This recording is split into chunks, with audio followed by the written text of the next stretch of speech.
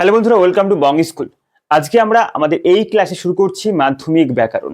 মাধ্যমিক ব্যাকরণের আজকে আমরা শুরু করব। দেখো, একটুখানি বলে রাখি, সাধারণত আমাদের মাধ্যমিক পরীক্ষাকে উদ্দেশ্য করে বাংলা ব্যাকরণে কি কি রয়েছে?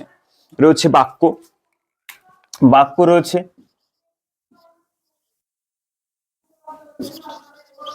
বাক্য রয়েছে, বাচ্য রয়েছে, কারক রয়েছে, সমাস রয়েছে। এই যে আমাদের চারটে ব্যাকরণের পাঠ, এটা আমাদের মধ্যে রয়েছে সিলেবাসে।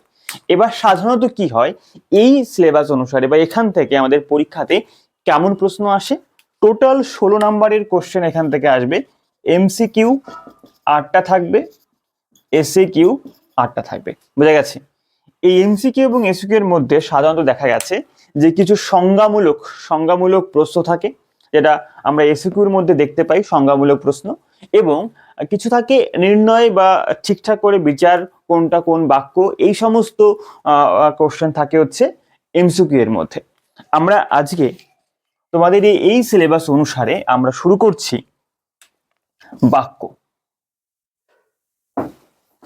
বাক্যটাকে আজকে আমরা করব এই ক্লাসের মধ্যে, বাক্যের ক্লাসটা শুরু করছি এবং আগামী দিনে এই প্রতিটা বিষয়ের ক্লাস আমরা শুরু করব। ঠিক আছে? দেখো, বাক্য কি? বাক্য সম্পর্কে একটা ধারণা প্রথমত আমাদেরকে নিতে হবে যে বাক্য হচ্ছে বক্তা যে বলছে, বক্তা কিছু কথা বলল। কি বলছে? রাম বাজারে গিয়ে মাছ কিনে আনে। ঠিক আছে? এই যে একটা কথা বা একটা বাক্য, মানে এটাকে আমরা কতগুলো পদ, সেই পদগুলোকে কি করেছি, এক জায়গায় পর পর সাজিয়ে রেখেছি, মিক্সড করেছি, তাই না? এক বা একাধিক পদের দ্বারা বা পদের সমষ্টির দ্বারা বক্তা যদি নিজের মনের ভাবকে প্রকাশ করতে পারে, অর্থাৎ রাম বাজারে গিয়ে মাছ কিনে আনে, এটা আমরা একটা কথা বা একটা বক্তা তার মনের ভাবটাকে বা মনের কথাটাকে সম্পূর্ণভাবে প্রকাশ করতে পেরেছে, এবং শ্রোতা যে শুনছে, শ্রোতা এই কথাটাকে বুঝতে পেরেছে, তার মনের মধ্যে কোনো আকাঙ্ক্ষা বা তার মনের মধ্যে কোনো প্রশ্ন নেই, কি বলতে চেয়েছেন বক্তা সেটা শ্রোতা বুঝতে পেরেছেন। অর্থাৎ এক বা একাধিক পদের সমষ্টি দ্বারা বক্তা যদি তার নিজের মনের ভাব সম্পূর্ণরূপে প্রকাশ করতে পারে, তাকে বলা হয় হচ্ছে বাক্য। অর্থাৎ এইটাকে আমরা বলতে পারি কি? বাক্য। বোঝা গেছে? এই টোটালটাকে আমরা বলছি বাক্য। এই যে বাক্য, এই বাক্যে না শর্ত আছে, কিছু দিক আমাদেরকে জানতে হবে যে বাক্যের মধ্যে কি কি থাকাটা জরুরি। আমরা তো লিখেছি কিন্তু এইটা কি, এটার মধ্যে কি কি গুণ থাকা দরকার, সেই শর্ত আছে। বাক্যের শর্ত কটা? তিনটি শর্ত রয়েছে। একটা হচ্ছে কি? আসক্তি। দুই হচ্ছে কি? আকাঙ্ক্ষা।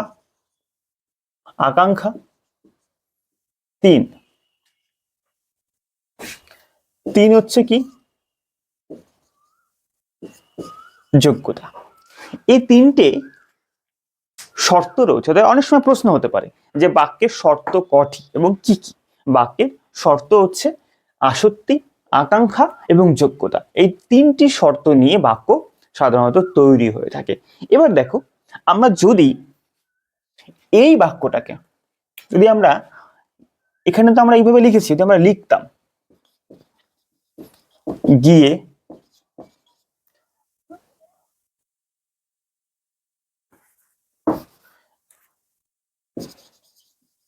বাজার মাছ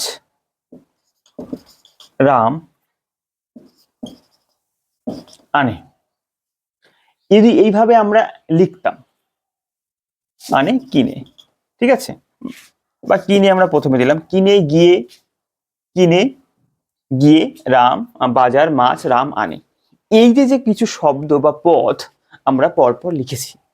আচ্ছা, তোমাদের কি মনে হয় এই যে পদ, এই পদ থেকে কি বক্তার মনের ভাব প্রকাশ পাচ্ছে না? এইবার আমাদের এইখানটাতে জানতে হবে যে পদগুলোকে, আমরা বুঝতে পারছি যে পদগুলোকে সঠিক জায়গায় সঠিক স্থানে বা জায়গাতে বসানো হয়নি। বোঝা গেল? এটা ঠিকঠাক স্থান তারা গ্রহণ করেনি, তাদের মধ্যে সঠিক নৈকট্য বা স্থান গ্রহণ হয়নি। এই যে যে না হওয়া, এটাকে আমরা বাক্য বলতে পারছি না, এবং এটাই হচ্ছে বাক্যের একটা শর্ত, যে পদগুলোকে সঠিক স্থানে বা অর্থপূর্ণ স্থানে বসাতে হবে। বুঝা গেছে? এই অর্থপূর্ণ স্থানে বসানোকে কি বলা হয়? এটাকে বলা হয় হচ্ছে আসত্তি। এটা হচ্ছে আসত্তি। অর্থাৎ এই যে যে একটা শর্ত, যে বাক্যের পদগুলোকে সঠিক স্থানে বা সঠিক মানে পদগুলোকে একে অপরের অর্থপূর্ণ সান্নিধ্যে বসাতে হবে বা অর্থপূর্ণ সান্নিধ্যে সাজাতে হবে, তাকে আমরা বলছি আসক্তি। তো এটা একটা গুণ হচ্ছে বা শর্ত হচ্ছে আসক্তি। এইবার আমরা বললাম যে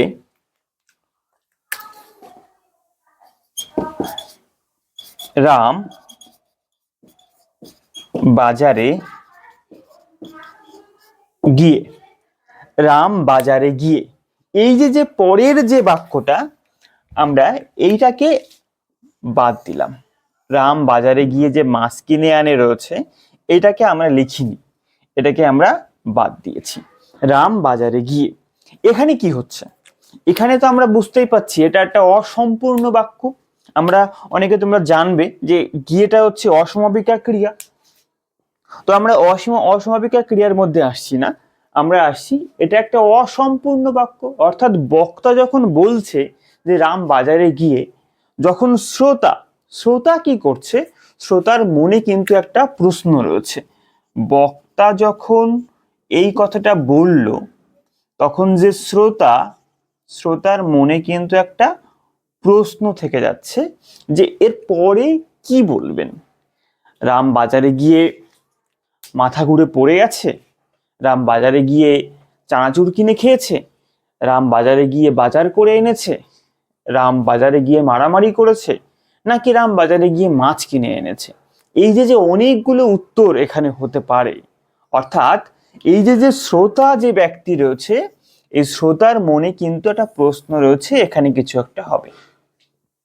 অর্থাৎ বক্তা যখন কোনো প্রশ্ন বা বক্তা যখন কোনো কথা বলেন, তখন যদি সেই কথার শুনে শ্রোতার মনে কিছু আকাঙ্ক্ষা থাকে, কিছু আশা থাকে যে এরপরে কি বলবেন, বা শোনার আকাঙ্ক্ষা থাকে যে এরপরে কিছু একটা বলবে। অর্থাৎ এই যে যে শোনার ইচ্ছা বা অসম্পূর্ণ বক্তব্যকে সম্পন্ন করার যে আকাঙ্ক্ষা, এই শোনার ইচ্ছাকে বা এই অসম্পূর্ণতাকে আমরা বলছি হচ্ছে, কি বলছি এটাকে বলছি আকাঙ্ক্ষা। বোঝা গেছে? এটাকে বলছি হচ্ছে দ্বিতীয় শর্ত আকাঙ্ক্ষা। এটা হচ্ছে প্রথম শর্ত, আর এটা হচ্ছে দ্বিতীয় শর্ত আকাঙ্ক্ষা। বোঝা গেছে? অত্যন্ত সহজভাবে আমি তোমাদেরকে বোঝানোর চেষ্টা করছি, আশা করছি তোমরা বুঝতে পারছো। দেখো, এইবার আমি আরো একটা বক্তব্য রাখি, সেটা হচ্ছে বলছে প্রবল বর্ষণে মাঠ শুকিয়ে গেছে। প্রবল বর্ষণে মাঠ শুকিয়ে গেছে।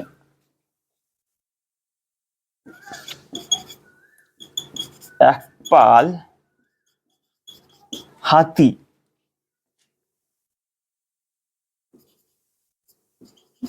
আকাশে উড়ে বেড়াচ্ছে।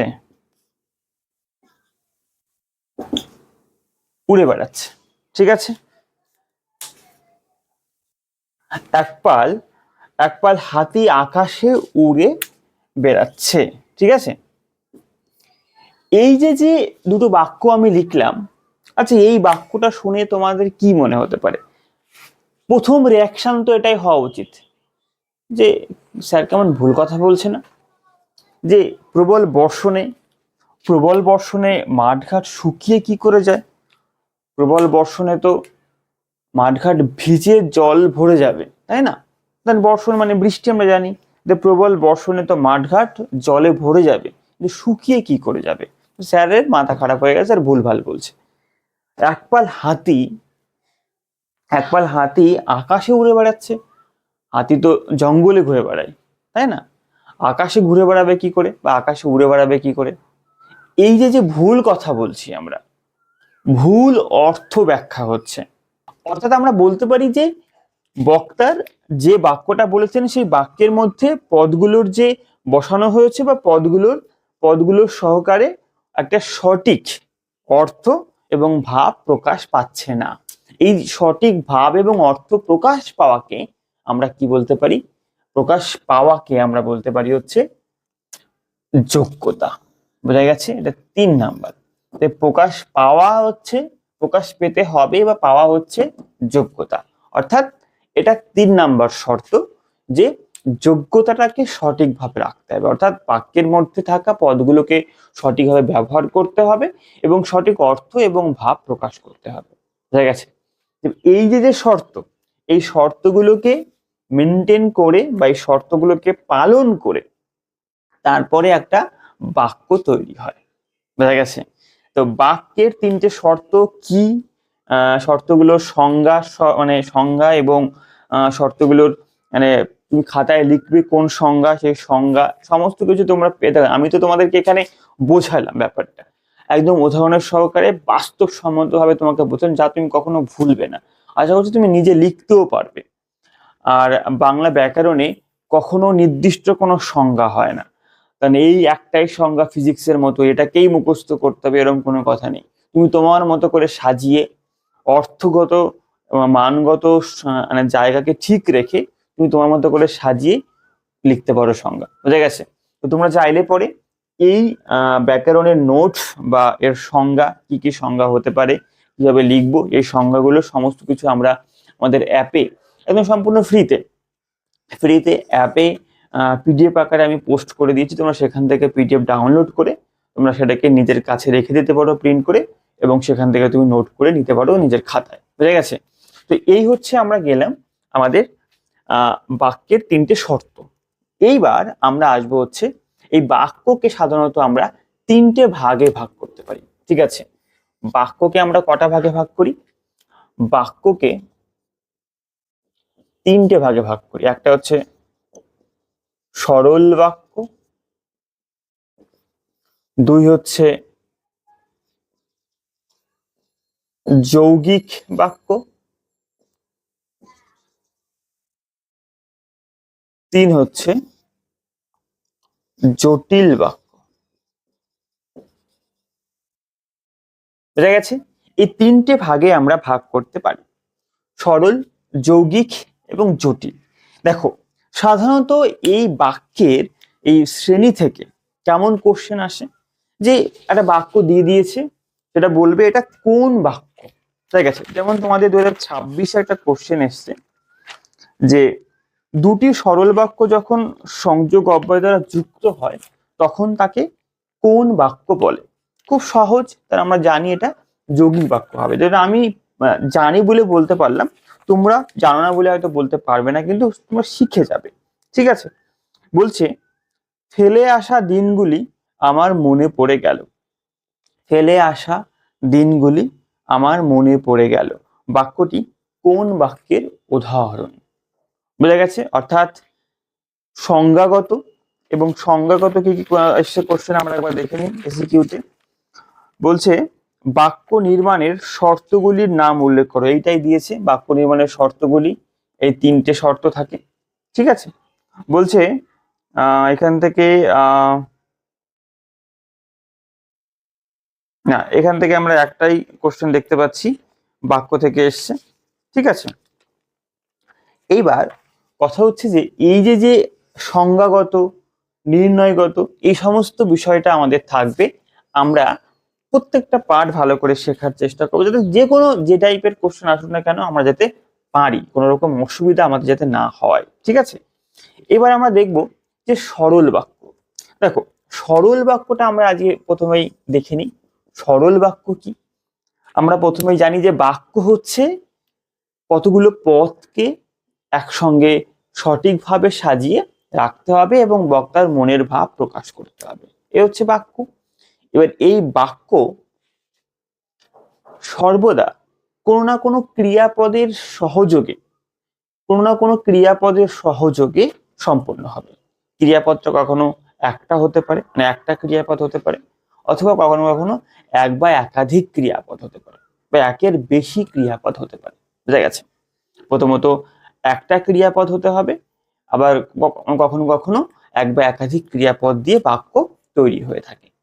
এবার এই ক্রিয়াপদ সম্পর্কে আমাদেরকে জানতে হবে। ক্রিয়াপদ কিন্তু দুই ধরনের, ঠিক আছে? ক্রিয়াপদ দুই ধরনের, একটা কি সমাপিকা ক্রিয়া, দুই হচ্ছে কি অসমাপিকা ক্রিয়া। বুঝা গেছে? সমাপিকা ক্রিয়া আর অসমাপিকা ক্রিয়া। সমাপিকা ক্রিয়া কি? যে ক্রিয়াপদে মানে যে ক্রিয়াপদ সম্পূর্ণ হয়েছে, অর্থাৎ যে ক্রিয়াপদের পরে বা যে ক্রিয়াপদের দ্বারা বাক্যের সমাপ্তি হয় বা বাক্যের শ্রোতার বা বক্তার মনে কোনো সংশয় বা আকাঙ্ক্ষা থাকে না, তাকে আমরা বলি হচ্ছে সমাপিকা ক্রিয়াপদ, ঠিক আছে? এবং অসমাপিকা ক্রিয়া, যে ক্রিয়া শেষ হয়েও মনে হবে যে শেষ হয়নি, শেষ হয়েও কখন মনে হবে শেষ হয়নি বা এর পরে কিছু রয়েছে, সেটা হচ্ছে অসমাপিকা ক্রিয়া। আমরা এখানে দেখতে পেয়েছিলাম রাম রাম বাজারে গিয়ে, এই যে গিয়ে যাওয়া, যাওয়া তো একটা কাজ, অথবা এটা একটা ক্রিয়াপদ, এটা একটা ক্রিয়াপদ গিয়ে। এই রাম বাজারে গিয়ে যদি আমরা লিখি রাম বাজারে যায়, এদিকে গিয়ে এদিকে যায়, এটা হচ্ছে অসমাপিকা ক্রিয়া, আর এটা হচ্ছে সমাপিকা ক্রিয়া, ঠিক আছে? অসমাপিকা ক্রিয়া আর সমাপিকা ক্রিয়া।